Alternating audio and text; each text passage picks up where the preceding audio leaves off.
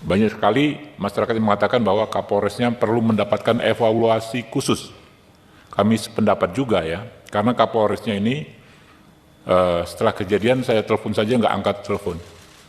Bagaimana mungkin kita sebagai pengawas ya, resmi langsung kita ingin mendapatkan informasi dari Kapolresnya tidak diindahkan oleh si Kapolres ini. Padahal peristiwanya sangat luar biasa.